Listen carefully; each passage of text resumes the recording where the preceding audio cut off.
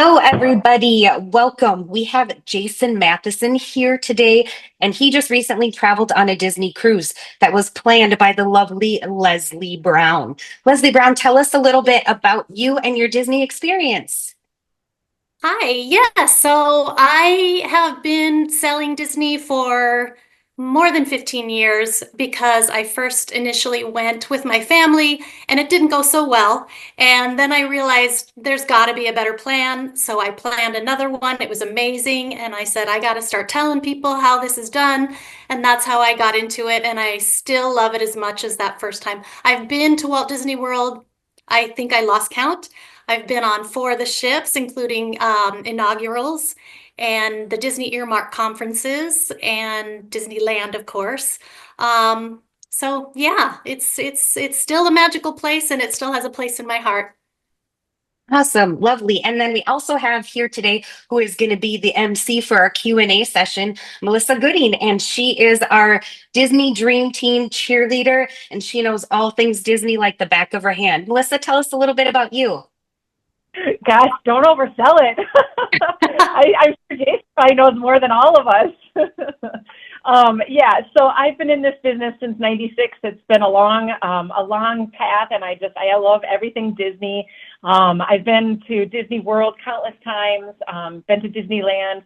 I've been on 5 different Disney cruises, including the inaugural of the Treasure just this last fall, and most recently was Disneyland Paris. I had the opportunity to go there last year, so that was amazing. And some of the things that I specialize in are multi-generational travel. When grandma has taken the kids and the kids' kids and all of that, all the way to and groups and different things like that. So yeah, we just love all things Disney. So yeah.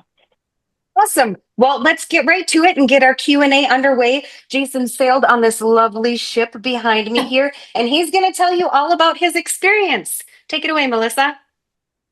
Yes. So you all know Jason. So Jason, why don't you tell us about your, first impression of Disney cruise and what that was like for you? I think my first impression was even like a pre-impression. Even though I love Disney, people know that I love Disney. I love Disney World. I love Disneyland. My husband and I are there. It's like a second address. We did a podcast. We're doing a podcast about how to do Disney as adults. But cruising was kind of the last frontier. It's not that we avoided it, but we just thought, I don't know if this is for us. So it kind of leads into my first impression, which my pre-impression was, ooh, we don't have kids. And are we, pretty bluntly, is the amount of kids going to drive us crazy? And I got to tell you, it's the number one question that I got asked before the cruise. And then after the cruise, I get asked at least once a day. And so my first impression after the first 24 hours was not at all. My first impression was everyone, including Leslie, that told me that Disney knows how to do this. They know how to make spaces for the kids that are magical. And they know how to present spaces for grown-ups that want to have a magical time, sans the kids. And I will tell you, I've been on different cruise ships. I've been on Celebrity. I've been on Royal. And Disney, without a doubt, shocked us in the best way possible of how they manage adult-only areas. And for a traveler like me, and I'm sure watching this, there's a lot of people like me. I love Disney, but I don't want kids all the time. This was magical.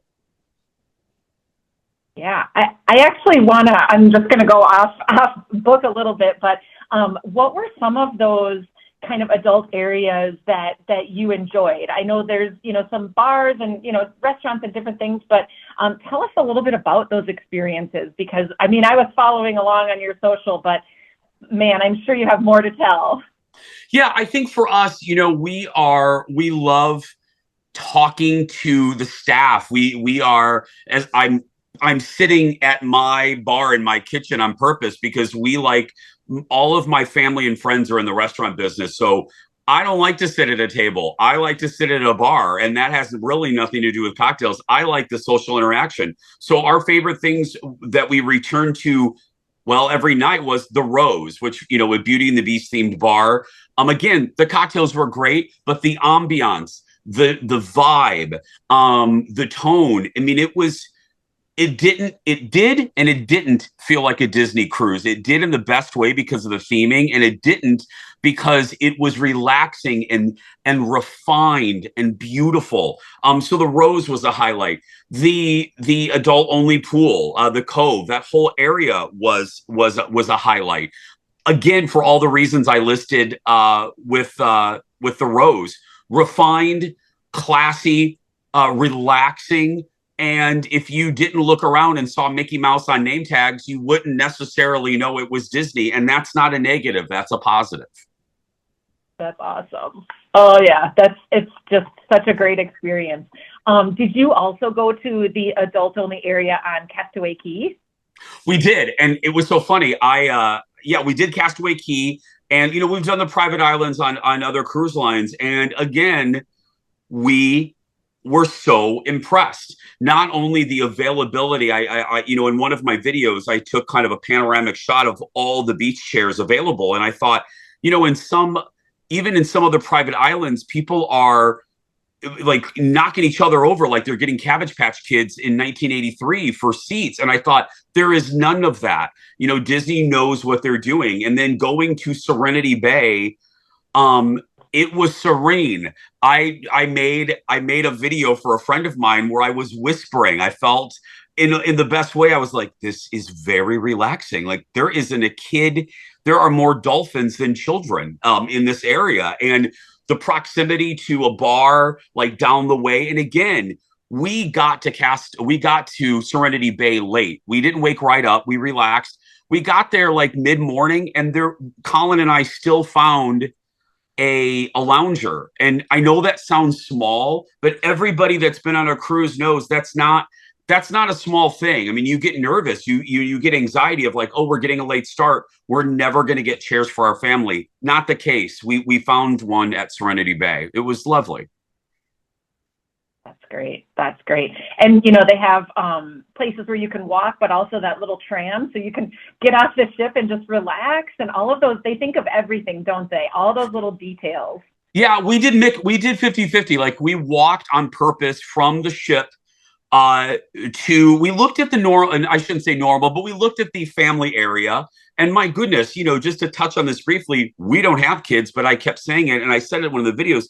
If you did come with a family, if you did come with grandma and little Brittany or whatever people name kids now, there's plenty to do. But then we stopped walking and we jumped on that tram, and that tram is so convenient. We waited, I don't know, 4 minutes. All of these little things, it's like, the level of service. It's just Disney on the seas. It exceeded. Yeah, Castaway Cay was a highlight day. That's awesome. What about the theming? Like, did you see any characters while you were there? We did. Full disclosure, my husband isn't the character guy. I am. So I get caught up in all of that more. Again, we were doing this through the lens of a traveler like us, like an adult only, but we made a commitment to lean into the Disney even more so than we do in the parks. And because we did that, it was great. We saw characters. I even got Colin to talk to Minnie, which, that's huge. And we took advantage, and maybe I'll repeat this in one of the questions later. One of the highlights was a walking tour. I said it in one of my videos, the Walking the Wish. That tour fundamentally changed our appreciation, even equal to Leslie. It made us appreciate the theming and everything on the ship way more. I spent the rest of my trip walking into an area going, oh, the wallpaper is that because of X, Y, and Z. Nothing is on accident. And the rest of the trip, it was like the tour really never ended because you just kept appreciating all the theming that you saw that you wouldn't appreciate. You would take in subconsciously as just a passenger, but that tour more than it's top 10 thing that I would recommend, especially for like someone like me that's never been on a Disney ship before. Tell us a little bit about the tour. I guess, the people who haven't watched your video, when did you book the tour? Did you just book it when you got on board? Tell us about that experience. Yeah, I think we did it. I mean, Leslie can probably, she saw our plans. I believe Colin did it, which shocked me because, again, Colin is not the leaning into the more, he loves Disney as much as I do, but you know what I mean? He booked it and I was shocked. Because not only did he book it for morning one, like not our arrival or not embarking day, but the next day, our first full morning. And I was like, you did what? And you meet this tour guide. In our case, her name was Scarlett. And she gives you little headphones and then she has a mic and she walks you through the ship. Now, I will note they can't take you in this particular tour. You can't go backstage. There are no behind, like you can't go down to the boiler room and you can't go in the quarters. But you walk through pivotal points of the ship and she explains why is the carpet green in this particular area. The artwork. I couldn't pass a piece of art after that tour without knowing and appreciating, oh, that's the story that Scarlett told us. That painting is an original of all the different variations of Cinderella. So, and then she takes you through the restaurants, all the themed restaurants that you'll go through, Arendelle, Marvel, 1928. And she explains some of the stuff in there. So again, that stuff is then sprinkled throughout your trip and it makes every day you notice things. And it's free. Yeah. It's about an hour. It's easy. It doesn't suck up your day. It's easy. And a quick hour, a really great hour. Yeah, so great. Yeah, what a great way to spend that time. Especially on the first day. Oh, for sure. Because like you said, it just kind of continues throughout the whole time. Yeah. What about any surprises? Anything that completely surprised you? That the buffet isn't open all the time. I was shocked by that. But you know what? Ain't going to complain about it. I was just, you guys are experts at travel. Other cruise ships, the buffet. But I got to tell you, I turned that wasn't a negative. It was a surprise. I ended up turning that into an opportunity because Leslie booked us so well that all of our dinners were planned anyway. But if I didn't have, Leslie as my little fairy godmother here, I probably would have then just explored the quick serve, like Donald's Cantina, which we did do for lunch. So it surprised me. I was like, oh, it's not, the buffet isn't open at night. The other thing, that's just goofy. The other thing was what I referred to earlier. I really was ready to be delighted, but I was, no dramatics, shocked at how well Disney keeps the adult areas adult. They enforce it, which again, if you've been on other cruise ships, not slamming them, there are signs that say 18 plus, adult only. Nobody's there to enforce it. And I hear guests. I listen to people. People get irritated about that. I listen to guests. And, excuse me. Bless you. Bless you. I listen to guests and I saw people rolling their eyes when they would see none of that. Disney, in that most magical, polite way, enforces those areas, and that was a delightful shock. As long as we're talking about Leslie and her influence, tell us how working with Leslie and of course a travel professional kind of changed your perspective. Well, that was the third thing. And I knew this, I had a feeling this question was coming up, so I didn't use this as an answer for a shock. I really do mean this. And I've said it, even if this wasn't a great partnership, I've told people away from Leslie, behind Leslie's back, and I've talked to studio audiences and stuff, because Colin and I are experts, and I really mean this. This is really important. You could be watching this. this video right now, and you're like the two of us, you're like my husband and I, that we're experts at Walt Disney World. I can do Walt Disney World with my eyes closed. I really could. That doesn't mean you know how to do a Disney cruise well. And I was delighted and shocked in the best way of all the stuff that Leslie took care of. I was shocked at the need for a fairy godmother, Leslie. I was like, oh, I didn't think of X, Y, and Z because I've never done a Disney cruise. I know how to check into a Disney hotel. I know where to go at Disney Springs for some shrimp, but I don't know, where do I meet my coordinator? What do I do? You know, what are the rules for Disney on Disney Cruise Lines compared to other cruise lines? Where do I meet my person, the coordinator at Coronado Springs, the morning of the departure? All of that, I had emails just right there. Oh, okay, there's my itinerary. And everything was taken care of. I now know what my friends feel like when they go to Disney World with me. It was very easy. That's so great. Kudos to you, Leslie. Way to go. I mean it. I would say that whether, you know, I really would. I love Leslie. I don't mean to talk about you in the third person, but it really, Colin and I both, we were shocked. I was like, oh, okay. This is the way to do it. That's great. So before I get to my last question, I'm just going to pull Leslie and Kelly back in. Do you guys have any other questions for Jason?